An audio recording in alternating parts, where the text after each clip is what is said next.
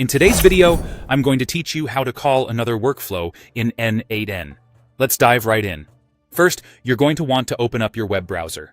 Whatever you typically use is perfectly fine. Chrome, Firefox, Edge. Once you're there, navigate over to the official n8n website. This is your main hub for setting up and managing workflows. Once you've landed on the n8n homepage, the next thing you're going to need to do is navigate to the Sign In button. This is usually at the top right-hand corner of the screen. Click on that Sign In button to access your account. If you don't have an account yet, you'll need to create one, but I'll assume you're all set for this tutorial. After signing in, it's now time to get creative by creating a new workflow. You'll see a button somewhere on your dashboard that allows you to start creating. Go ahead and click that. Think of this as your workspace.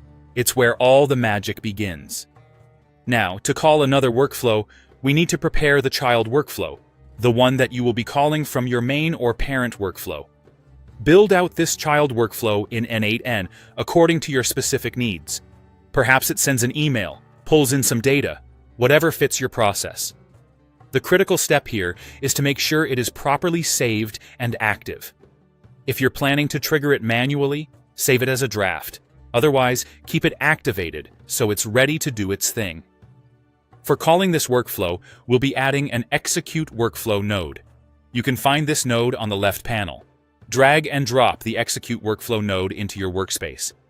This node is key because it facilitates the connection between your parent workflow and this newly crafted child workflow. Next, you need to configure this execute workflow node. This process is straightforward. You'll be selecting the child workflow you previously created. There should be a drop-down or selection menu. Choose your child workflow from there. This selection will enable the parent workflow to call and execute it smoothly. Alternatively, if you want to trigger the child workflow externally, you can employ a different approach by using a webhook or an HTTP request node instead of the execute workflow node.